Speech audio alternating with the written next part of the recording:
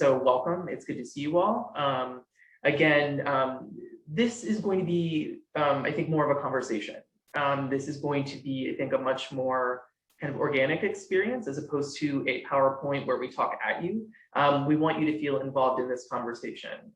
So I'm going to be kicking it over to our two alums to introduce themselves. I'm going to be moderating the Q&A, and I'm going to be asking them questions, and with any luck, that'll spark some questions from you folks. For about half an hour, I'll be talking to SK and Roshan, and then we'll have some audience Q&A and then some final remarks. Certainly after this, you're more than welcome to keep in touch with us. We're always happy to help you through the admissions process. So SK, do you want to kick off? Introduce yourself. Why don't you let us know what you did beforehand, before arriving at Wharton, what you studied at Wharton, and then what your life has been like after. Sure. So my name is, sorry, I'm so used to being on mute. My name is SK. I'm calling in from Brooklyn, New York. I was born in class of 2019. Before Wharton, I started out as a consultant at Bain and then worked in corporate strategy at a Fortune 500 food and beverage company. And post-Wharton, I first joined a startup incubator called Kinship. They were a startup incubator focused on the pet care industry, where I helped launch one of the new businesses. And now I'm the director of product strategy and operations at a Series A restaurant tech startup here in New York called Lunchbox. Oh, and at Wharton, I was involved with AlphaBiz, of course. I did 2 different leadership ventures, lived in a walk-up, and I was on the welcoming committee, which is no longer.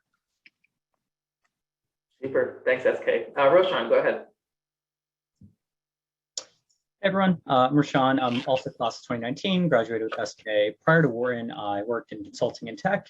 And then after Wharton, I went back into tech working at Datadog as a senior technical PM there. So I've been there about 2 years, helped launch a couple of different products targeted at regulated customers. And hopefully I'll be there for a while. So it's been a fun ride since Wharton. At Wharton, I was involved in quite a few different things, but spent most of my time outside of classes as a leadership fellow, an admissions fellow, and then AlphaBiz as well. And then last but not least, playing hockey in our intramural hockey league. And I use the terms play hockey loosely as it was not exactly the most competitive league, but it was a lot of fun. Super, thanks Roshan. And Jeet, our third alum, go ahead and introduce yourself. Hey, hi guys. I'm Jeet. I'm calling in from Los Angeles. I'm a 2015 alum. It's been a while since I've been on one of these calls, maybe a couple of years.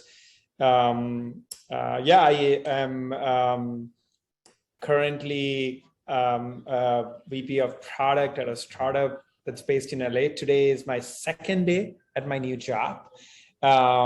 We do remote video production. So it's a company that does video and AI. It's called Life Control. The company is a couple of years old. I'm really excited to be here. Till last week, I was a director of product at Walmart e-commerce. I was there for several years, building a lot of technology that drives logistics, building our internal search engine.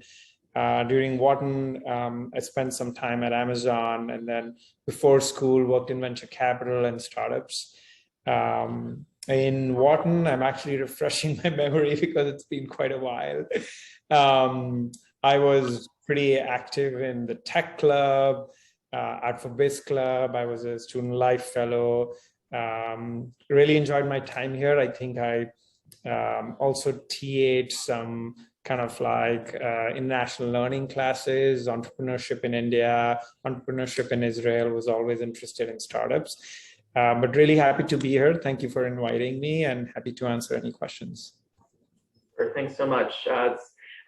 Really the main spotlight here are our alums. So let's go and kick it off. I want you to hear directly from them. So obviously keeping in mind the theme of kind of belonging and thinking about, and I'm asking you all to harken back to your application processes, which is quite a bit ago for some of you. It's okay. Just try to rack your brain. When you were thinking about business school and kind of that pivot from your professional life, what did the idea of belonging mean to you? How did you project what would be your kind of ideal place to belong in business school? What were you looking at? SK, do you want to kick off? Sure. So for me, I think the most important was having a community of people who are looking for the same type of growth opportunities, whether it is related to your career, related to your personal development, or related to, whatever you want to work on during business school. So for me, the three areas that I wanted to focus on was one, my career. I wasn't sure if I wanted to continue on with my career in traditional food and bev or pivot to a startup. So that was an important one. The second one was sort of finding a LGBTQ community of my own, because before Wharton, that was something I had not paid too much attention to. And then lastly, working on some personal development sort of areas of development. So one was public speaking. Another one was being comfortable talking about my identity. So for me, Wharton checked off all those boxes because the size of the Wharton program and the flexibility of the Wharton program gave me the opportunity to look for people who are interested in all three of those things and really dig deeper. Who wants to go next? Whomever wants to jump in, feel free. This is pretty free flow. Guess I'll unmute myself. But so I think in a lot of ways, very similar to what SK said. The distinction is I was a little bit more certain about what I wanted to do out of Wharton, and it was fairly similar to what I did before. And so that was less of a focus for me.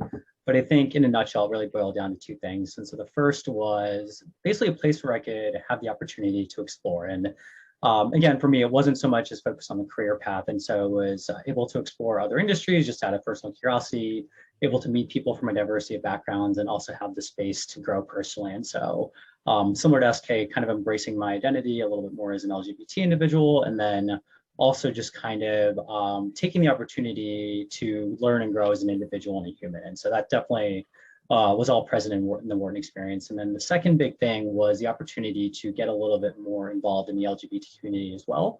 I came out fairly late in my undergrad career, and so this wasn't something I'd really taken the opportunity to do before, and I knew that was a focus I wanted to have during Wharton. And it's definitely a very active club on campus. I think it's it's very broadly known even outside of the LGBT community, and we do get very involved with the rest of the school. So I think that's been really positive as well. And G, what about you? Yeah, I echo the same thoughts. I think SK and Roshan kind of really put it well. I was an international student, so I think one of the goals was to kind of be in an environment where I'm studying with students from around the world. So being in a school that had like an international bent was pretty exciting to me. I also knew that Wharton had kind of like a tech inclination with a campus in the Bay Area.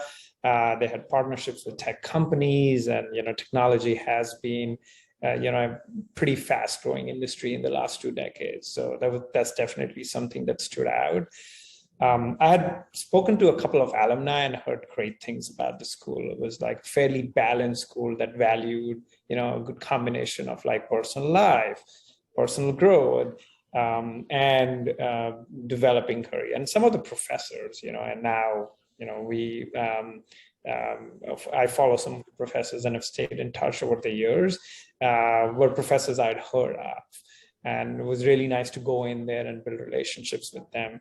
And Outfit was actually a pretty strong support group, like all through my stay there. Again, I think I'll echo what Roshan was saying, that I came out much later in life, kind of in my mid to late 20s. And so I think the support group there was pretty strong, not just at Wharton, but at UPenn in general. Like the university is huge. So actually, G, you brought me to my next question, and that has to do with Out for Biz. So for those of you who are joining us who aren't aware, Out for Business, or Out for Biz as it's known, that Wharton is the LGBTQ plus group at the school, and it's easily one of the most active groups. I'm just wondering, what was your first impression of Out for Biz? I mean, usually our current students get in touch with our admits. They're very excited to. So I guess, what was your first impression of it? What were your thoughts? Anyone can jump in, whomever wants to dive in. I can start. So for me, I was lucky enough that I had worked at Bain previous to coming to Wharton, and knew a lot of Wharton alumni who are LGBTQ identifying. And so I did talk to some of them, and the biggest thing that I came away with was for a lot of them, Alpha Biz was the sort of primary social support group while they were on campus, and those relationships sort of continued on after leaving Wharton, to the point where, you know, some of them became their best friends, or they're in their wedding party, or whatever it may be. So because, you know, exploring my LGBTQ identity and being more comfortable talking about it was a big focus for me. That for me was a very, very positive indicator, even very early on in the process, for sure. I can go next. So one of the first few people I spoke to before even kind of landing in Philly was somebody from Alpha Biz. I think they had, I can't remember, like you get buddies or something like that before you start school, right? And my buddy was an Alpha Biz person, and helped me kind of just, you know, ramp up, prepare for the school, and talk about clubs and so on and so forth. And that was my introduction to the club, and I really enjoyed working with that person, and the support was really strong. So I think my kind of early introduction was much more personalized than just reading about it on the website, and that really helped. I'll go last, but I think definitely the same thing where we had the buddies before we even joined Wharton. So everyone is admitted. We do try and pair them up with the current student in the Alpha Biz group, and to kind of just answer any questions, start to get the lay of the land a little bit. And then I think my first real kind of memorable experience with Alpha Biz is really early on in the Wharton experience. We do, well, I hope we still do this. It's been a few years, but I'm sure we do. But we do a retreat essentially with all of the Alpha Biz first years and second years, going down to Rehoboth in Delaware and just kind of spend the weekend, get to know each other. A little bit of bonding, a little bit of just kind of having fun at the beach. And so that was a really cool experience to try to get to know those folks a bit better. Actually, that brings up a good question for me. We're very lucky to have a former Alpha Biz president. SK was president during his second year. If you wouldn't mind, just if you could provide our attendees just kind of some of the major initiatives and events that Alpha Biz did when you were the president, just to kind of give it some texture in terms of kind of how they fit in the Wharton School. Yeah, so I think like taking a look at the board structure that we had is actually a really good way to look at it. So just for context, Alpha Biz is almost entirely a student-run organization with a board member that consists of first and second year students, and so there are every year about 20 to 30 students who sit on the board and help run all the events that we do. And we actually do need that many people because Alpha Biz does a wide breadth of activities. So in terms of types, admission is one, and as is relevant to this event, but there is also a team called Major Events, which puts on two big marquee events for Alpha Biz. So there's one in the fall semester, one in the spring semester. And then the third is around careers. So we do provide some tactical support during recruiting times, especially for some of the more popular career tracks within the LGBT community, whether that's consulting, tech, or banking. And then the fourth is what we call ally engagement. So we every month or so we put out, or Alpha Biz puts on educational events for our ally members, which Alpha Biz typically has around 900 to 1,000 members total across both years. So some of the events that we hosted included things like once we had a Ask Me Anything panel where ally members could come and ask the LGBTQ members any sort of uncomfortable or curious questions they had about how to talk about LGBTQ events or LGBTQ terminology. And it was sort of an open forum to talk about those types of questions. Or another event we put together was around National Coming Out Day. Some of our members sharing with their section or sort of cohorts how they came out and what that meant to their personal sort of story. So there are a ton of sort of events where we put together to give our ally members sort of educational context on what it means to be in the LGBTQ community and how they can be a better ally. And then the last category, and probably the most important, is what we call internal community. So we do dedicate a large portion of budget and time and resources to putting together events for the LGBTQ members. So whether that's Wharton internal events, we did some fun events like drag brunch or workout classes, or I think we did puzzle one month, so it really varies. And then also we put together sort of across MBA and across Penn events as well. So there was a mixer with a Penn, I think dental, design, med, law, and Wharton together, and undergrads together. So that's an example of cross sort of Penn event. And then cross MBA, there is an annual trip that the big business schools put together. It's about a dozen schools who coordinate one weekend every year to sort of get together and socialize as well. So it really does run the whole gamut. And you can really pick and choose how you want to get involved, whether it is as a member / an attendee, or a board member who wants to be a little bit more involved with the planning and execution of the events as well. Super. Thanks, SK. So that brings up a good point for me insofar as I think a lot of people come to Wharton, in light of our larger class size, to meet different types of people and to really engage with those you may not have engaged with before. And I think that's really important. So anyone can answer this. SK might be off the hook because he just spoke for a little bit. But I'm wondering how you felt that, whether it's Alpha Biz or you as an LGBTQ plus person, how did you feel kind of integrating and exchanging ideas with other organizations, other people? How did you feel that influenced your experience or shaped your experience as a Wharton student? Guess I'll dive into it. I'm gonna speak from the cup a little bit, so forgive me. But I think honestly that was a lot of what I was looking for at Wharton, is that diversity of experiences. And so, like I mentioned at the start, I did hockey for a lot of my time at Wharton. That is something I never would have thought I would have said heading into Wharton. I didn't know how to ice skate. I never really played a team sport unless you count track. But it was just a really popular thing at Wharton in a way. I think a lot of people try to get to know people across different years. And so I was like, why not give it a shot and try out? And so, not try out, join. And so it was a really fun experience, learned something new, met a lot of cool people. And I think specifically in terms of the LGBT angle, first and foremost, like it was never awkward or weird to talk about being LGBT or my experiences. I think people were open and receptive, and that applies to every part of Wharton, honestly.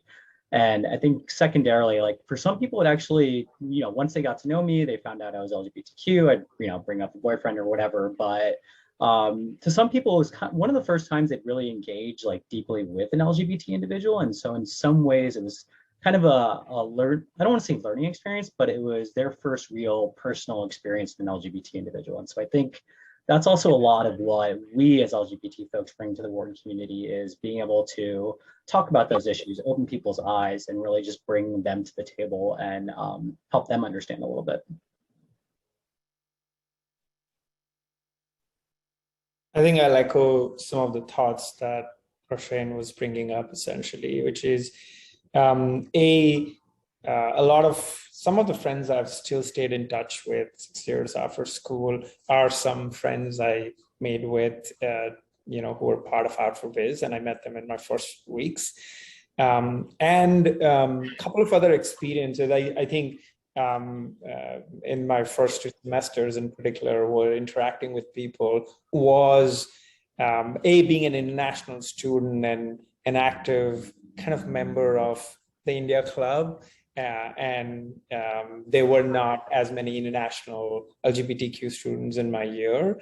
I think there were like a handful. There were like 3 or 4 of us. So interacting with, and being part of the international community, I think the 4 of us like talked about it and kind of led the charge across like the South Asia Club, the East Asia Club, the Middle Eastern Club, the India Club, where we were like just talking to people. And we were some of the first few people, I think, as Roshan was talking about, that they had met who were LGBTQ, and that does help break barriers. And I think we've seen that in life in general, that when people meet you and like, the perception of the community change. And so much has changed in 8 years now that I think the world itself has evolved so much. But in 2013, maybe the world was slightly behind than what it is in 2021. So I'm really happy about that. I'm wondering, just because so often, especially for our applicants who are in maybe even the nascent stages of kind of thinking about that shift to graduate school, I think as a queer person, we often think about how are we going to navigate this space or that space. And I think especially when we're looking at schools, especially schools like Wharton and those peer schools that we're lucky enough to be in kind of a grouping with, there are, I think, kind of preconceived notions of what that school will be like. So I'm wondering if any of you can talk about kind of what your impression of Wharton was before going there and what your impression was post Wharton or during Wharton, and how did that change when you started to meet people and kind of integrate yourselves into the community and the program? I'll jump in. So I think from my personal perspective, I always kind of expected that Wharton in a lot of ways is going to be choose your own adventure. So 900 people a year, all different backgrounds, all different career interests, like you can kind of navigate your own path and find whatever community or interest group you're looking for. And whether that's what clubs you want to be part of, how you want to spend your free time, what classes you want to join, it really very much is up to you to kind of determine that. And there's almost certainly a group out there for you that will meet what you're looking for. And so I think that was my expectation coming in. Having done a lot of admission stuff during my time at Wharton, I think definitely one of the preconceived notions, and I hope this has changed by this point in the last few years, but I think a lot of people really just think of Wharton in some ways as having a very heavy focus on consulting and banking. And I'm not going to pretend there aren't a lot of people from consulting and banking or that go into consulting and banking. There definitely are, but Wharton is, I think, really strong in a lot of different areas, and there are people interested in a lot of different areas. So whether it's marketing, CPG, tech, like we have very strong communities interested in all of those. And I think a lot of people's eyes through the admission process, once they get on campus, really do start to appreciate how diverse it is and how many opportunities there are in all of those different areas. Yeah, for me, I think there are 2 or 3 preconceived notions that I had, some of which I think turned out to be true and some of it not. So I'll start with like one. So at least when I was at Bain, I had heard all the time that Wharton is just a party school. So that is certainly something I'd heard and had sort of thought about coming in. But as I talked to more students and actually attended the school, I realized that, to what Rashan said, it's really a choose your own adventure kind of school. So if academics is your focus, I certainly had friends who really wanted to make that dean's list and was very proud of doing so at the end of their Wharton careers. If socialization is your focus, you can certainly do that. If travel and exploring the world is your priority, the Wharton schedule actually lends very conveniently to frequent travel. So that was a plus as well. So whatever it is, I think both the structure of the program and the size of the program, again, gives you the opportunity to like find the people that share the same passions as you. So that was definitely a misconception that I think was disproven once I started digging in more. Another one, I think this was my preconception about MBA programs in general, but I was a little bit concerned that the LGBTQ community at each of these schools would be heavily focused only on sort of white men who tend to take the majority of professional services and just LGBTQ business professionals in general. So I think I won't speak to other schools, but when I visited Wharton and saw all the members who came to greet me and talk to me, I saw the sort of diversity even within the LGBTQ group community that Wharton had. So whether it's the number of women who were in the community, or having a trans member, or having members from very different backgrounds, ranging from consulting to the military, or whatever it might be, I think even within the for biz and within the LGBT community at Penn, broadly, there was the diversity that I was looking for. So that I was very that made me encouraged to apply and attend even more so than I had anticipated when I started the process as well. And Jeet, what about you? Yeah, I think my impression of Wharton was it's hyper competitive. It's a finance school, and I think that image has probably changed a little bit over the years, but it's an association that's existed for so many decades. I think those were the 2 kind of things that stood out to me. And I kind of wanted to build a career in technology. And I think pretty quickly in the first few months, I realized that, the school was evolving and, as the industry and the world was evolving, which is pretty exciting and good to hear. And I think the piece about competitiveness was also like, of course, there's competition wherever you have extremely smart people, but it was competition with care and responsibility and collaboration, and and you decide what you want to do versus, and you can take so many different paths, and people are here to help you, whether it's the alumni community, whether it's, second year students, whether it's faculty. So there was, competition, healthy competition is always good, but it came with the support, which was pretty good. Super. So obviously a big part of what we've discussed so far is kind of the interaction with your fellow students, but obviously you're going to be studying in a rigorous program for 2 years, right? Wharton is a pretty academically rigorous place. So I want to shift a little bit to relationships with faculty. I'm just wondering, to what extent faculty members played a role in your growth at Wharton School, at the Wharton School directly, and in what ways did they contribute to you feeling like you belonged in the community there? Roshan, why don't you start off? Sure. I think probably, so there's a lot of different ways I think people approach interacting with faculty. And first and foremost, I think the faculty is super open to getting to know us as individuals, spend time outside of classes, help us with any sort of career or professional goals or advice. And I think that they're always willing to lend an ear and spend time to talk about anything you can find. So it's really much more of what are you looking to achieve from those relationships. And so some people, work very closely with faculty, helping them with research, helping them with some of their other non-class pursuits that the faculty are trying to do. So that's a great way to get to know people. For me, I think my biggest exposure to faculty was through the Leadership Fellows program. And so this is a program where I think it's 50-ish second years basically help run most of preterm, which is the first month or so of your experience at Wharton. And so you work very closely with a faculty member to TA one of the classes, help run a lot of the preterm simulation programming that happens as part of that class, and then also work very closely with the first years. And so throughout that process, there's faculty as well as administration is very heavily involved. And so I think that was a really good way for me to get to know those folks. And then that also is a huge part of my experience at Wharton, since that is a pretty intense period, not just for the students, but also for the leadership fellows that are helping run it.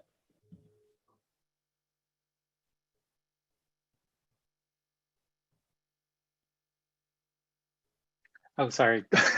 I admittedly, academics was sort of at the very bottom of my priority list, so I unfortunately don't think I have anything to add here. But I think the good news is if you, like me, don't want to focus so much on academics, you can certainly do that. And I am the sort of living proof of it. So I'll just leave it at that. Pete, what about you?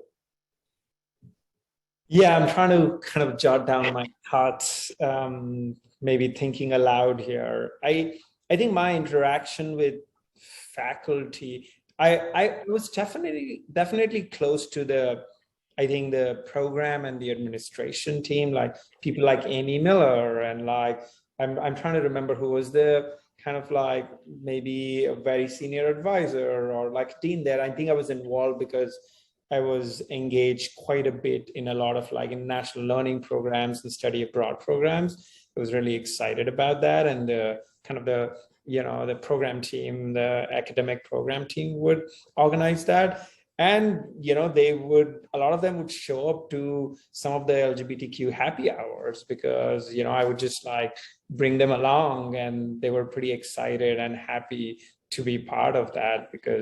But I think as far as I can think of professors, I don't think I've anything else to add. Like, we have some of the smartest, professors in the world who've made a name for themselves, and I enjoyed all of their classes. Kind of thinking about the idea of support, whether that's faculty or as Jeet mentioned, academic advisors, you have a complete team of advisors in career services, student life, McNulty leadership, and academics. So I want to shift a little bit to something that a lot of our candidates are concerned about, and that's looking for a job or landing either the summer internship or the post-Wharton career. SK, if you wouldn't mind kicking us off, kind of talking about what the support network was like beyond career management, because obviously, regardless of your path, career management is going to be there to support you. I guess more specific to AlphaBiz, what are some things that the community did to help support and lift one another up going through the job search process? Yeah, I would sort of break it down to sort of formal programs that we have and a lot of informal interactions that happen. So on the formal side, we Out4Biz officially partners with some of the companies that recruit on campus, whether it's consulting firms or banking firms, and host informational sessions exclusively for LGBTQ applicants, do interview prep together. And a lot of the times you'll get assigned a buddy from that specific company to sort of help you walk through the process.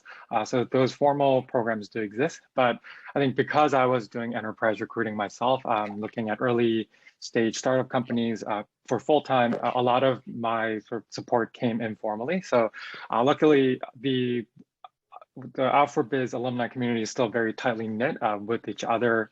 So I was able to reach out to just a couple of them to see if anyone had heard of any openings in a specific industry that I was interested in, which was food and bev. And that actually led me to a lot of leads in the jobs that I was looking at. So I would say there's that sort of formal stuff that the club puts on, but most of the support that people get is through the informal channels, whether it's with current students or through the alumni network as well. Jeet or Roshan, do you have anything to add? Yeah, sure, I can jump in. So my first year was actually helping on the career side for Out4Biz. And so we do, I guess, a lot of formal programming around that. And so there is a LGBT recruiting conference that we go to every year with support from the LGBT group to kind of help fund that and then make sure that all of our members who are interested in going can go to that. So, big companies such as CPG, banking, consulting, tech all tend to be there. And that's a great venue to start to meet those companies, get to know some of the recruiters, and learn more about what you might be interested in. And then beyond that, we do I want to say pretty intensive preparation for some of the bigger industries in terms of how to actually get through the interview process. So, how do you do case interviews for consulting? If you're interested in banking, maybe talking about how to do financial modeling or help answer some of the more standard banking questions. We can pair you up with folks in those industries. Tech, and I think a lot of enterprise recruiting in general tends to be, to SK's point, a lot more fluid. And I think that goes more broadly outside Africa, is really just Wharton as a whole. And there's a lot of companies involved.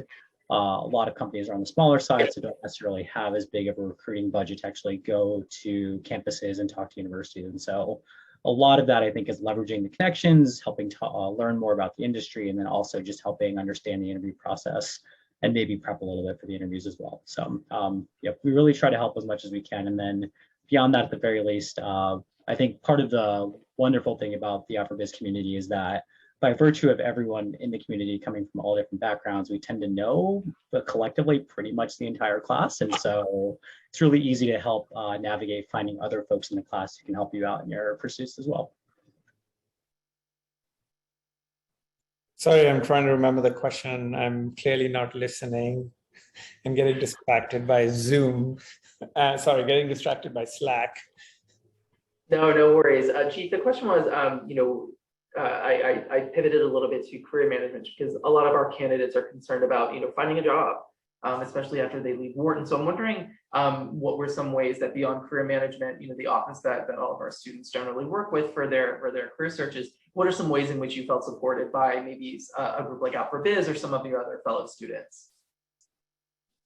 Yeah, I think a couple of things I'll add, more some in general and some related to my experiences at Wharton. The recruiting market is extremely hot right now.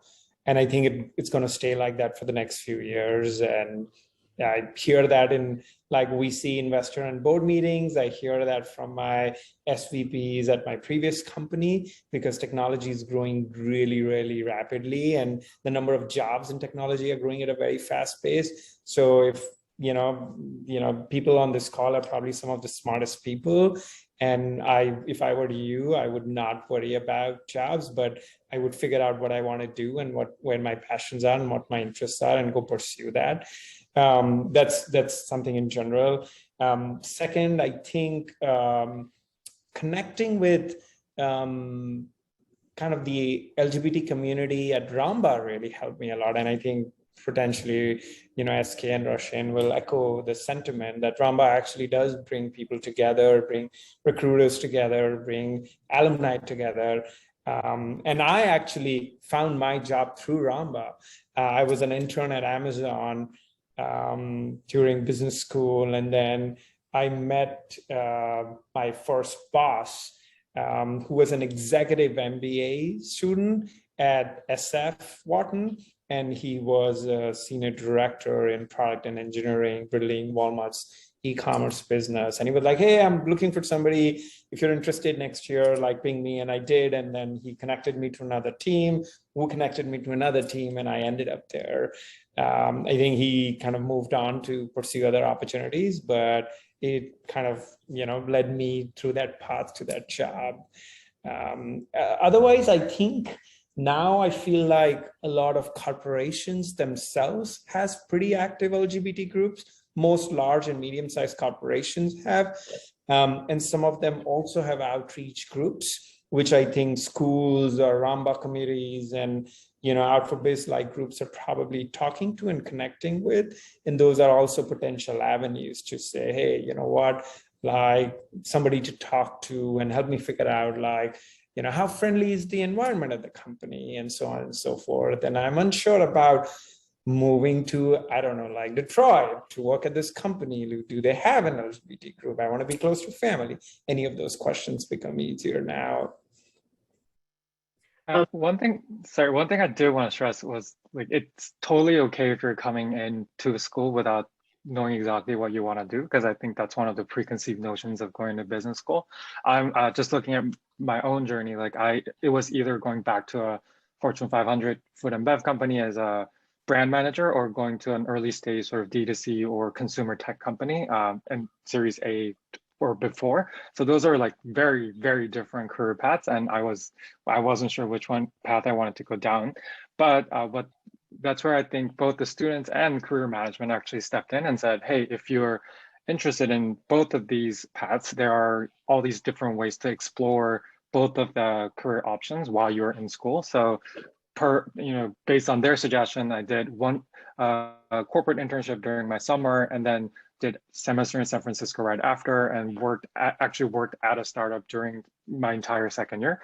So their career management and other students are all there as a partner for you if you are still in the process of sort of figuring out what you want to do in your as a next step in your career. So that should by no means be scare you off from going to business school. Thanks so much, SK. Kind of thinking about the idea of community, and obviously at Wharton, that's something that's really important. And G, less slack gets you again. I'm going to have you go first on this one.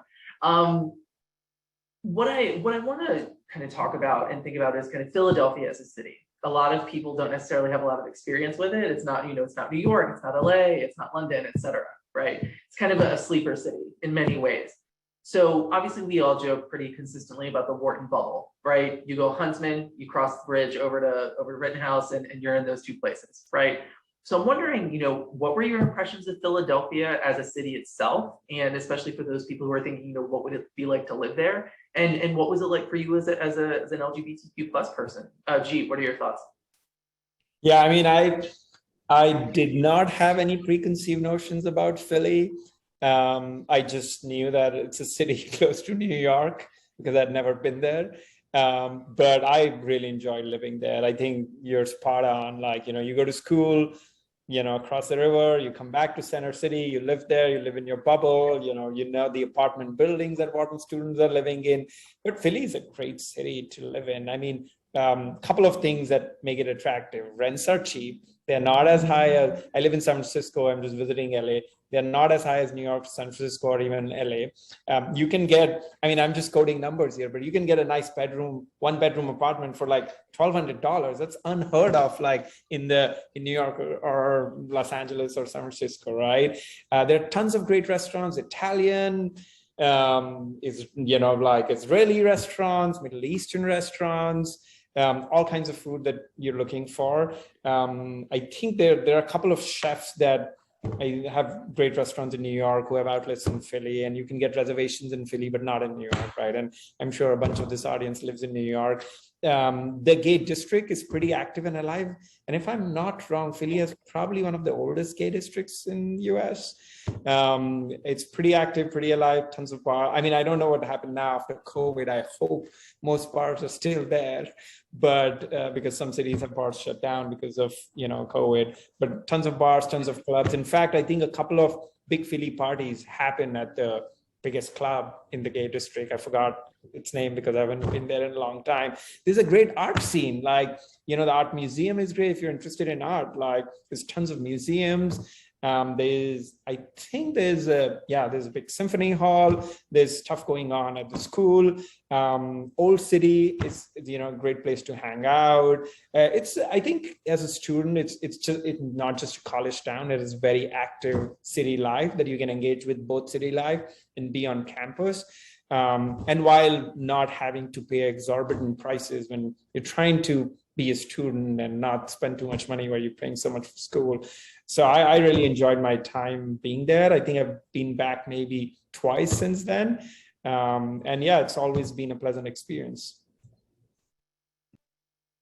Yes, I'll jump in. I'm a little biased since I grew up outside Philly, went to Penn undergrad as well. So I don't think Philly at all is a safer town. And if anything, I feel like it's a well-kept secret in the Northeast. And so echoing what Sarvjit said, like it has pretty much everything you could think of to offer, except maybe Broadway. You just got to go a little bit north to get that, but there are still some good shows and theaters in Philly as well. And so I think there's definitely the Wharton bubble. And while we tend to explore Philadelphia, it still tends to be with a lot of Wharton folks. And so I do think it is hard for us to engage with the broader Philadelphia community, just since there is so much going on at Wharton. But like Sarvjit was saying, I think there's a lot to experience and do in Philadelphia. It's always a good time. I think, thankfully, most of the neighborhood has actually survived. I've been back a few times. So Philly's a great place. And I can very confidently say everyone has a pretty good time in Philly. And both from undergrad and my MBA experience, I think a lot of folks have expressed the opinion of if there were certain industries that had more of a presence in Philly, it's actually a place they would consider living. But especially for tech and I think consulting is an exception, but tech and banking, it tends to be a little bit more in New York and SF, obviously. Yeah, the only thing I'll add is I think, and a lot of you have probably heard this, but there is some value to being in a city where most MBA students are coming just for the sake of attending the program. And I had a direct comparison point since my partner went to an MBA program in Chicago, and the experiences do differ because people in large cities like Chicago or New York or SF or LA tend to come with already a built-in network of people in those cities. So compare that to Philly, where everyone's there to go to Wharton. I think it just creates a much deeper engagement with the Wharton community on campus. And I definitely felt that when I compared my experience to my partner's experience in Chicago. And then but to sort of complement that, you have easy access to New York and DC via bus or train, and there's a major airport. It's a hub for one of the major airlines, so travel isn't really restricted by where you are. So for me, it was a kind of a mix of both worlds, mix of sort of best of both worlds, where you can get to have the metropolitan experience if you want, but everyone is there sort of fully engaged to meet people from the Wharton community as well. So much. We're going to pivot now to audience Q&A. I don't really like reading questions from a question box. I like to see who we're talking to. So if you wouldn't mind raising your hand, and I will call on you, and then you can ask your question. And why don't we do one of the three panelists? I'll call on someone, or if someone feels like they can answer it more appropriately, feel free to dive in. So why don't you go ahead and if you have any questions, go ahead and use the hand raise function, and we'll call on you. And we'll go over some questions for the next 10 minutes. Danny, go ahead. Hello, everybody. Happy Tuesday evening. I hope everyone's having a good day, and thanks so much for organizing this. So my question, I was wondering if you could speak a little bit more to the coordination Out for Business does with other affinity groups on campus and what the connections look like between the different groups. So thank you. Sure. Former Prez, do you wanna dive in on that one? Yeah, so I think also because the programming is entirely run by students, it does vary year to year and depends on sort of who's in the leadership positions of all the affinity groups. But I think there's one week, I forget what it's called, where there's a big, it's Wharton wide, and there's a big focus on diversity and experience of people from underrepresented either racial groups or ethnic groups or cultural backgrounds, where the major affinity groups will sort of pull together to put together programming about their Wharton experience or their pre-Wharton experience and share that with the broader Wharton community. So I think that's one. And then I do remember when I was there specifically, there was a lot of, we definitely wanted to put on a lot of programming that's centered around intersectionality, because we felt that, you know, a lot of people are sort of at the surface level familiar with sort of LGBTQ topics at large, but where conversation tended to get deeper, or where allies member had the most questions about, is what is it like to be both, say, African American or Asian American and be an LGBTQ individual, or be an immigrant from you know, conservative country like myself and be an out individual at workplace or in your personal life. So I think those types of conversation, whether it was through informal dinners or through formal programming, that like panel events or Ask Me Anything events, those were some questions that we wanted to explore and share with the broader Wharton community for sure. Yeah, that's fantastic to hear. Thank you so much for offering that insight. Thanks so much for your question, Danny. Other questions? Go ahead and raise your hand. Darshan, go ahead and ask your question. Hi, I'm not sure if this question is right, but it's early in the morning, so please pardon if this question doesn't make sense. Adam Grant talks about give and take, so people are either givers or takers. So as an alumni, how do you give back to Wharton community, and is there any way you take from the Wharton community, like through allies, friends, or any which ways? Roshan or G, do you want to take that question? Sure. So yeah, I think as an alumni, it's definitely, I'm gonna kind of punt to COVID a little bit. It's definitely changed, I think, how some of us would have preferred to be interacting with the community. It's a little less easy to do some of the standard alumni events like get-togethers in various cities. So New York, Philly, LA, there's a lot of Wharton alumni clubs that do throw in-person events, clubs that you can join. And so I think that is something I would have liked to do a little bit more, but obviously that hasn't been as possible. And so I think for me, it's a lot helping with these sorts of events where we have virtual panels or the like to help with admissions or prospective students, helping volunteer to help welcome in some of the admitted students. And then it's a little bit more on the personal side, but really just trying to stay connected to the other alumni from my class who graduated around the same time as I did. In some ways, I think as much as you build very deep relationships during Wharton, a lot of the depth of experiences I've had with my friends have been after Wharton as well. And so trying to maintain that through COVID and then post-graduation, I think has been maybe not as much to the broader community, but definitely something at least with my immediate class and peers that I've tried to keep going. And then in terms of taking from the community, I guess I haven't really had much of a need to do this in the last couple of years. Like I've been in the same job. I haven't really been looking for new opportunities, but I definitely think down the road, if I am looking to one day maybe switch careers or switch jobs or something like that, it is definitely a huge resource to be able to rely upon. And so, and especially once you start talking about tech and fundraising and things like that, I think in hiring, the Wharton community is definitely a great resource to help with some of those initiatives. Thanks so much. Thank you so much. Other questions? We still have a few more minutes. Don't be shy. I think everyone is happy to answer your questions, whatever you need. Violetta. Hey, morning and afternoon now, and thank you very much for taking the time. This has been super informative.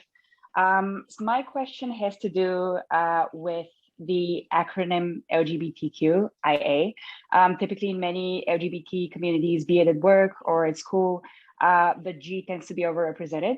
I was wondering if any of you could speak a little bit to the other letters within the acronym and whether there are any sort of targeted events towards those, be it the L, the B, the T, or any of the other letters. Great. Thank you very much. Sure. Who wants to jump in on kind of, I would say, intra-group diversity beyond the G? I guess I can dive into that one. So I think to be honest, it does depend a little bit in terms of the makeup every year to year. And so their numbers are going to shift a little bit between the groups, and that's just natural. And certain subgroups in that population are just more represented in the population at large. And so I think Wharton does try to make a really good effort to have a diverse group of folks from all of those different letters and different populations, but it does honestly just tend to be a little bit more difficult, I think, with some groups. That said, in terms of how we actually approach it as a club and a community, first and foremost, we are trying to be welcoming towards every single part of that community. And I think SK spoke to this a little bit earlier, where in the LGBT professional community at large, cis, white, gay males tend to be overrepresented. And I think that's definitely much better in the Wharton community than I think a lot of other places. And so we do try and make sure that everyone feels welcome. There are specific programming and events and ways we try to open up specific events for example, the L part of that acronym. And so I think there are ways we try to engage with each individual group and then make sure that they do feel part of the broader community as well. If I could just add one quick thing, while Roshan and I were there as students, I think one of the key areas that Alpha Biz as a club did want to focus on was promoting more connection within the female members of Alpha Biz, and as well as sort of underrepresented LGBTQ individuals within the Penn community as well.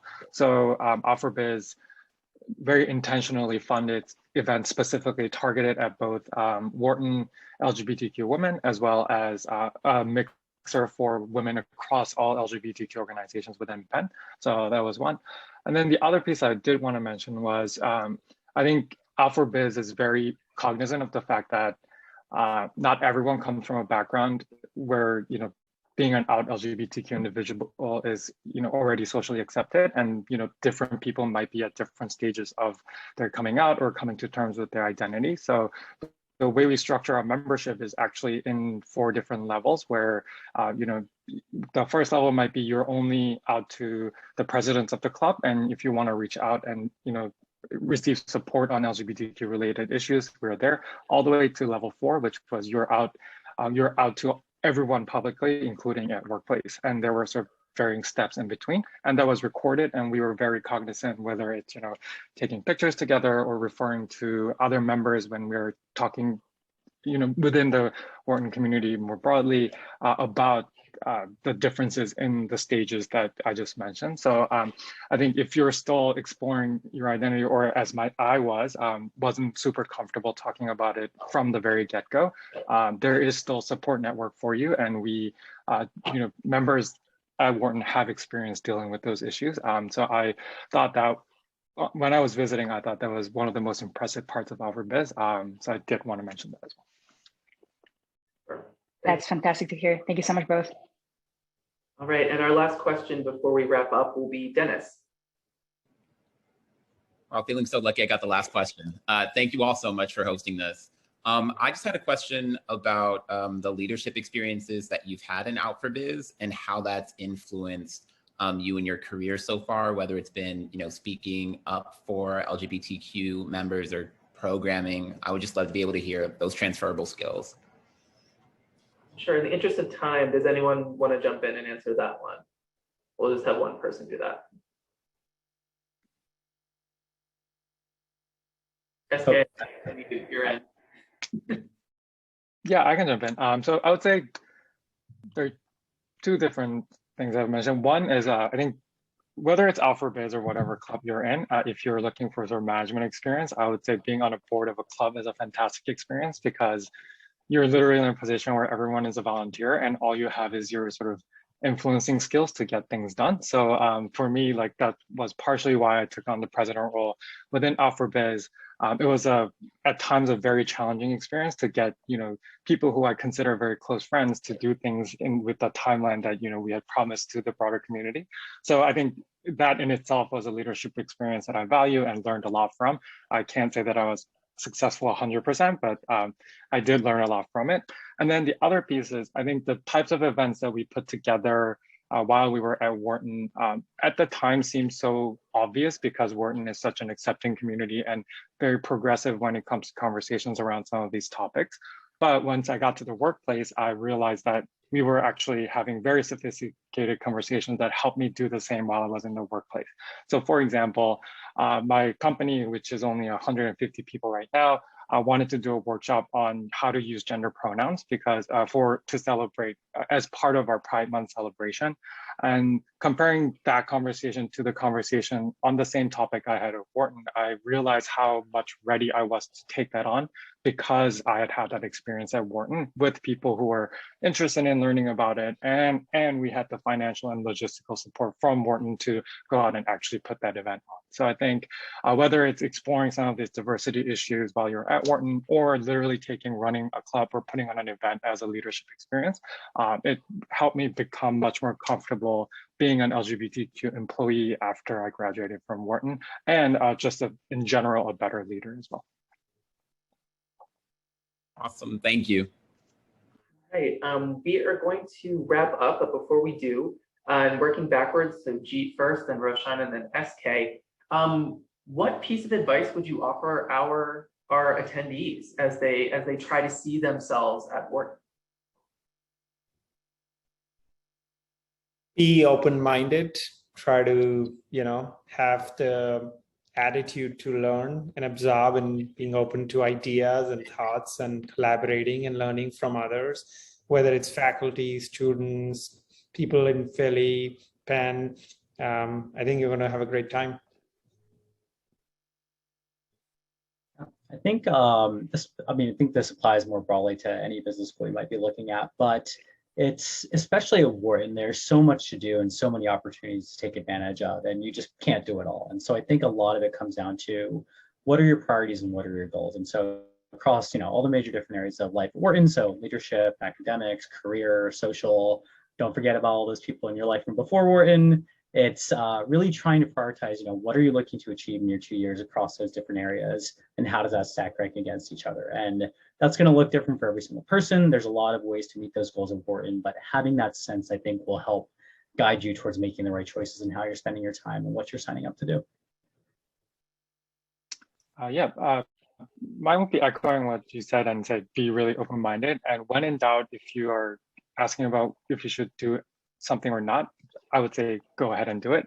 So for example, I debated for the longest time if I wanted to go on the Antarctica trip for leadership ventures because it was expensive, or I debated if I wanted to share my coming out story with the entire school through the Storytellers Club.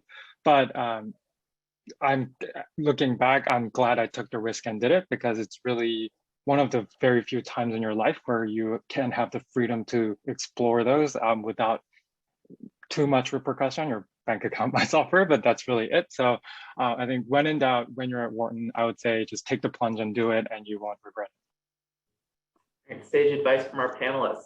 I want to thank Jeet and Roshan and SK for really sharing their thoughtful answers, stories, and words of encouragement with our guests who will, with any luck, be applying to Wharton soon.